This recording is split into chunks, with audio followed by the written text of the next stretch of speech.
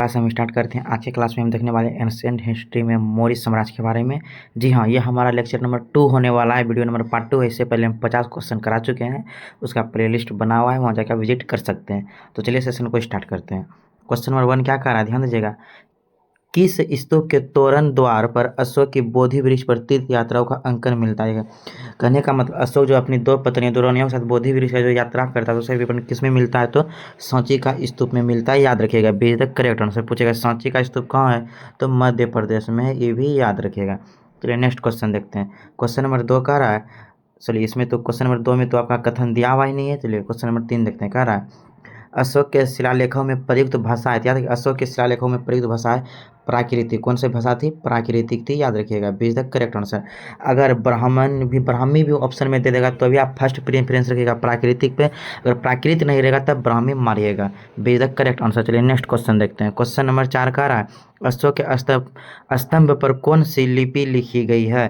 तो याद रखिएगा, अशोक के स्तंभ पर प्राकृत नहीं तो ब्राह्मी मारिएगा, ए इज द करेक्ट आंसर। चलिए नेक्स्ट क्वेश्चन देखते हैं। क्वेश्चन नंबर 5 का रहा है निम्नलिखित में से कौन सा अशोककालीन स्तंभ खरष्टी लिपि में लिखी गई है? खरष्टी लिपि में अशोक का 2 ही अभिलेख लिखा गया था। एक लिखा था साहबजगढ़ी अभिलेख, एक लिखा था मनसेरा अभिलेख, याद रखिएगा। तो क्या आ जाएगा? सी इज द करेक्ट आंसर। ये दोनों खरष्टी लिपि में लिखी गई थी। नेक्स्ट क्वेश्चन, क्वेश्चन नंबर 6 का रहा है पत्थर पर प्राचीनतम शिलालेख किस भाषा में थी? तो देखिए यहाँ पे ऑप्शन में प्राकृतिक भी दे दिया है, ब्राह्मी भी। तो प्राकृत आप फर्स्ट प्रेफरेंस पे रखिएगा, सी इज द करेक्ट आंसर। चलिए क्वेश्चन नंबर 7 देखते हैं। कह रहा है ब्राह्मी लिपि का प्रथम उद्वाचन किस पर उत्तीर्ण अक्षरों से किया गया रहेगा? पत्थर की पट्टियों पर हो जाएगा, ए इज द करेक्ट, क्योंकि जितना भी लेख लिखा गया है पत्थर पे खोद खोद कर लिखा गया है। चलिए नेक्स्ट क्वेश्चन देखते हैं। क्वेश्चन नंबर 8 का रहा है अशोक के शिलालेखों को सर्वप्रथम किसने पढ़ा था? तो जेम्स प्रिंसप ने। किसने पढ़ा था? जेम्स प्रिंसप ने, सी इज द करेक्ट आंसर हो जाएगा। नेक्स्ट क्वेश्चन, क्वेश्चन नंबर 9 का रहा है अशोक के अभिलेखों को सर्वप्रथम किसने पढ़ा था? तो अभी जस्ट बताए थे, जेम्स प्रिंसप ने 1837 ईस्वी में पढ़ा था। पूछेगा अशोक के अभिलेखों को खोजा किसने था? देखिएगा 1750 में टी पेंथलर ने सर्वप्रथम खोजा था और उसको पढ़ा था जेम्स प्रिंसप ने 1837 ईस्वी में।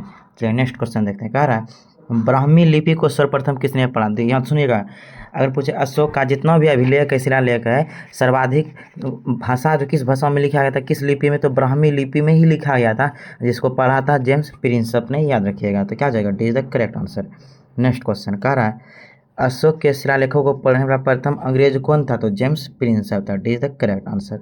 नेक्स्ट क्वेश्चन कह रहा है सम्राट अशोक के राजादेशों का सबसे पहले विकुटन की डिसाइफर किसने किया था? तो जेम्स प्रिंसप ने किया था, याद रखिएगा, B is the correct answer. चलिए नेक्स्ट क्वेश्चन, क्वेश्चन नंबर 13 का है मौर्य साम्राज्य के पेशावर के निकट उत्तर पश्चिम में, देखिए क्या बोला, उत्तर पश्चिम में, मतलब इस एरिया का बात कर रहा है। देखिए भारत का उत्तर पश्चिम में कौन आता है? पाकिस्तान। पाकिस्तान में 2 अभिलेख मिला है, एक मिला है साहबजगढ़ी और एक मिला है मनसेरा, जो कि दोनों खरष्टी लिपि में लिखा गया। तो उत्तर पश्चिम में कौन? मनसेरा अभिलेख और कौन? साहबजगढ़ी। कहाँ है? पाकिस्तान में है। तो किस लिपि में लिखा गया था? खरष्टी लिपि में लिखा गया था। यही दोनों अभिलेख याद रखिएगा, D is the correct answer. Next question कह रहा है 14 नंबर वह स्थान जहाँ प्राक अशोक ब्राह्मी लिपि का पता चला, ब्राह्मी लिपि, तो ब्राह्मी लिपि का पता चला कहाँ? अनुराधापुर में, B is the correct answer हो जाएगा आपका। चलिए नेक्स्ट क्वेश्चन देखते हैं। क्वेश्चन नंबर 15 कह रहा है प्राचीन भारत में कौन सी एक लिपि दाईं ओर से बाईं ओर लिखी? देखिए हम लोग अभी जो कॉपी में लिखते हैं किस तरह, बाईं से दाईं लिखते हैं, लेकिन यह क्या है? दाईं से मतलब इधर से लिखना चालू किया है। तो खरोष्टी लिपि को लिखा जाता है दाईं से बाईं ओर। कौन कौन खरोष्टी लिपि लिखा गया है? तो साहबजगढ़ी और मनसेरा, याद रखिएगा, D is the correct answer. Next question, question number 16 का रहा है निम्नलिखित में से प्राचीन भारत की कौन सी लिपि दाईं से बाईं ओर लिखी गई थी? अभी बीपीएससी में पूछा हुआ है, तो कौन हो जाएगा? खरष्टोई लिपि, C is the correct answer. Next question 17 number का रहा है अशोक का अपने शिलालेखों में सामान्यतः किस नाम से जाना जाता है? तो प्रियदर्शी के नाम से जाना जाता है। किस नाम से? प्रियदर्शी के नाम से जाना जाता है, D is the correct answer. चलिए नेक्स्ट क्वेश्चन देखते हैं। कह रहा है अपने शिलालेखों में अशोक सामान्यतः किस नाम से जाना जाता है? तो प्रियदर्शी के नाम से जाना। ये 65वीं बीपीएससी में पूछा हुआ है, B is the correct answer. चलिए नेक्स्ट क्वेश्चन देखते हैं। कह रहा है अभिलेखों में किस शासक का उल्लेख प्रियदर्शी एवं देवनाम प्रिय के नाम से जाना जाता है? किसे? तो अशोक को, अशोक का ही नाम था। चलिए क्वेश्चन नंबर नेक्स्ट देखते हैं। कह रहा है 20 नंबर अशोक के प्रशस्तर स्तंभों के बारे में कौन सा व्यक्तित्व गलत? याद रखिएगा, यह क्या था? बढ़िया पुलिस है, अखंड है, सेप्ट सुंडोकार, ये अस्थाप्य संरचना के भाग है। तो नहीं, अस्थाप्य संरचना का भाग यह नहीं है, याद रखिएगा। क्या हो जाएगा, यही गलत हो जाएगा। D is the correct answer हो जाएगा आपका, याद रखिएगा। अस्थाप्य कला का पूछेगा स्वर्ण काल किसको कहते हैं, तो आप लोग सब कमेंट में जरूर दीजिएगा आंसर। चलिए नेक्स्ट क्वेश्चन देखते हैं।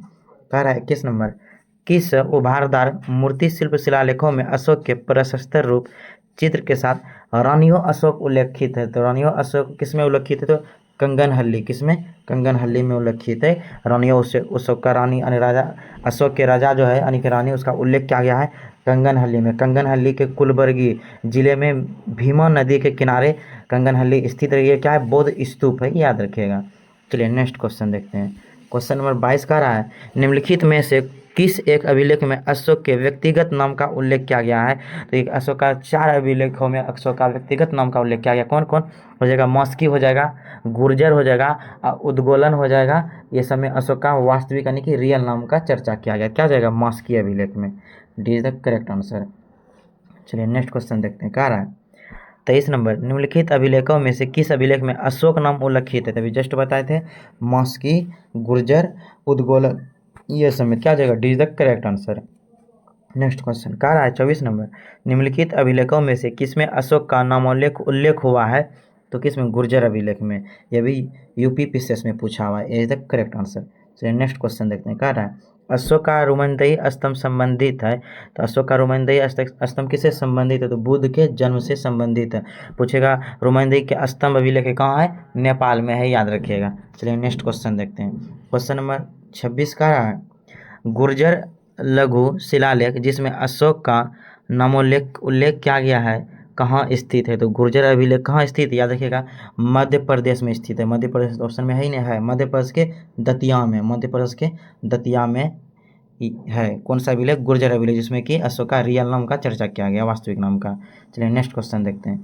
कहा है 27 नंबर, केवल वह स्तंभ जिसमें अशोक ने स्वयं को मगध का सम्राट बताया, ऐसा कौन सा स्तंभ है जिसमें कि अशोक ने अपने आप को मगध का सम्राट बताया है। कौन सा अभिलेख हो जाएगा, अशोक ने किसमें बताया है, तो भ्राभु स्तंभ में। कितना, भ्राभु स्तंभ में अशोक ने स्वयं को मगध का सम्राट बताया। ये भी देखिए बीपीएससी में पूछा हुआ है क्वेश्चन। चलिए नेक्स्ट क्वेश्चन देखते हैं। कह रहा है 28 नंबर, कालसी प्रसिद्ध है। तो कालसी किसके लिए प्रसिद्ध है, अशोक के शिलालेख के कारण। किसके कारण, अशोक के शिलालेख के कारण प्रसिद्ध है। पूछेगा कालसी कहाँ है, तो कालसी कहाँ है, उत्तराखंड में। कहाँ है, उत्तराखंड में, याद रखिएगा। चलिए नेक्स्ट क्वेश्चन देखते हैं। वो कह रहा है 29 नंबर, उत्तराखंड में सम्राट अशोक के शिलालेखों की एक प्रति कहाँ मिली थी। जस्ट बताते कालसी, कालसी कहाँ, उत्तराखंड में। D is the correct answer. चलिए नेक्स्ट क्वेश्चन देखते हैं। कह रहा है 30 नंबर, युग्म मिलान धौली, देखिए इसका तो ऑप्शन, युग्म मिलान धौली एरिकुंडा प्रदेश सही। देखिए इसमें ऑप्शन आपका कथन दिया हुआ ही नहीं दिया, क्वेश्चन ही गलत हो जाएगा। इसमें कथन नहीं दिया हुआ है, आंसर दे दिया है। चलिए 31 नंबर देखते हैं। कह रहा है कौन सा शिलालेख धार्मिक संश्लेषण समन्वय के बारे में कहता। अशोक का कितना था, 14 को कहता, शिलालेख था 7 को था स्तंभ लेख। तो किस शिलालेख में अशोक ने धार्मिक समन्वय की बात किया है। तो धार्मिक समन्वय की, देखिए अगर बोलेगा कि 13वां अभिलेख, तो 13वां में क्या क्या है, कलिंग युद्ध की चर्चा है। 13वां में कलिंग युद्ध की चर्चा है। 12वां में स्त्री का चर्चा है, ठीक है, ये सब याद रखिएगा। तो किस युद्ध में उन्होंने धार्मिक समन्वय की बात किया था, तो याद रखिए धार्मिक समन्वय का बात किया था 12वां अभिलेख में ही किया था, याद रखिएगा, जिसमें कि स्त्री का भी चर्चा है। और पूछेगा द्वितीय अभिलेख में, तो द्वितीय अभिलेख में क्या था, पशु चिकित्सा, किसका था चर्चा, पशु चिकित्सा का। साथ साथ इसमें क्या था, दक्षिण भारत के राज्यों का था, पौंड था, चोर था, ये सब का चर्चा किया गया था, केरल सबका, याद रखिएगा। चलिए नेक्स्ट क्वेश्चन देखते हैं। कह रहा है 32 नंबर, कलिंग युद्ध के विजय तथा क्षतियों का वर्णन अशोक के किस अभिलेख में, जस्ट बताए थे 13वां अभिलेख में। D is the correct answer. पूछेगा पहला अभिलेख में क्या चर्चा है, तो पशु बलि पर रोक है। 9वां अभिलेख में पूछेगा तो छोटे मोटे त्योहारों पर प्रतिबंध है, याद रखिएगा। चौथा अभिलेख में पूछेगा तो चौथा अभिलेख में पूछेगा तो इसमें क्या है, युद्ध घोष के स्थान पर धर्म घोष की चर्चा है, याद रखिएगा। कह रहा है 33 नंबर क्वेश्चन, कलिंग युद्ध का विवरण हमें ज्ञात होता है। तो कलिंग युद्ध का विवरण कौन से ज्ञात होता है, अशोक के 13वां शिलालेख के द्वारा। 34 नंबर देखिए क्या कर रहा है, किस अभिलेख में कलिंग विजय का वर्णन है। तो कलिंग विजय का वर्णन किस अभिलेख में है, तो याद रखिए कलिंग विजय का वर्णन आपसे पूछेगा तो किस अभिलेख में हो जाएगा, तो हो जाएगा आपका जूनागढ़ अभिलेख में हो जाएगा कलिंग युद्ध का विजय की जानकारी हम लोग प्राप्त होता है। सॉरी, कलिंग विजय बोला, कलिंग विजय तो खारवेल का हाथी गुफा अभिलेख में, किसमें होगा? खारवेल का हाथी गुफा अभिलेख से हमें कलिंग विजय की जानकारी का वर्णन मिलता है। चलिए नेक्स्ट क्वेश्चन देखते हैं। कह रहा है 35 नंबर, अशोक के अभिलेखों में पूर्ण रूपेण धार्मिक सहिष्णुता के प्रति समर्पित कौन सा अभिलेख है? तो कौन सा अभिलेख हो जाएगा? अशोक ने किसमें कहा था मतलब धार्मिक रूप से पूरा तरह से सहिष्णुता आ गया था अशोक के 12वें अभिलेख में। तो 20 द करेक्ट आंसर हो जाएगा, याद रखिएगा। चलिए नेक्स्ट क्वेश्चन देखते हैं। क्वेश्चन नंबर 36 का है, कोई भी व्यक्ति जो अपने संप्रदाय की प्रशंसा करता है, अपने संप्रदाय को गंभीर रूप से हानि पहुंचाता है, यह परामर्श किसने दिया था? तो यह परामर्श किसने दिया था? तो यह परामर्श अशोक ने ही दिया था, याद रखिएगा। यह भी क्वेश्चन पूछा हुआ है यूपीएससी 2020 में। चलिए नेक्स्ट क्वेश्चन देखते हैं। कह रहा है 37 नंबर, अशोक के जो प्रमुख शिलालेख संगम राज्य के विषय के बारे में हमें पता चलता है, किसमें उल्लेखित है? तो संगम राज्य के बारे में, दक्षिण भारत के राज्यों के बारे में जो हमें पता चलता है अशोक के किस अभिलेख में? तो याद रखिएगा, दूसरा भी जस्ट बताए तो दूसरा अभिलेख और दूसरा के साथ साथ 13वां अभिलेख में, क्योंकि कलिंग युद्ध किया था 13वां अभिलेख में, और दूसरा अभिलेख में दक्षिण भारत के राज्यों का उल्लेख है, इसमें कि चोर था, पांड था, केरल था, ये सब का उल्लेख किया गया था। तो क्या जगह दूसरा और 13वां अभिलेख में। चलिए नेक्स्ट क्वेश्चन देखते हैं। कह रहा है 38 नंबर, निम्नलिखित में से किस दक्षिणी राज्य का उल्लेख अशोक के अभिलेखों में नहीं है? तो अशोक के अभिलेखों में किस दक्षिणी राज्य का उल्लेख नहीं है? तो याद रखिएगा, इसका उल्लेख नहीं है, सातवाहन का उल्लेख नहीं है। तो याद रखिएगा, D is the correct answer. अगर सातवाहन ऑप्शन में नहीं रहता तब चोल मारते, चोल का भी उल्लेख नहीं, लेकिन चोल और सातवाहन दोनों दे दे तो सातवाहन ऑप्शन में मारना है। चलिए नेक्स्ट क्वेश्चन देखते हैं। कह रहा है 39 नंबर, टोलमी फिलाडेल्फस जिसके साथ अशोक के राजनीय संबंध थे, वह कहाँ का शासक था? तो मिस्र का शासक था। कहाँ था? फिलाडेल्फस कहाँ का शासक था? मिस्र का था। 20 द करेक्ट आंसर।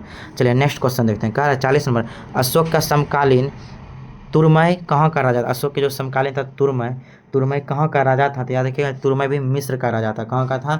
मिस्र का था। ए इज द करेक्ट आंसर।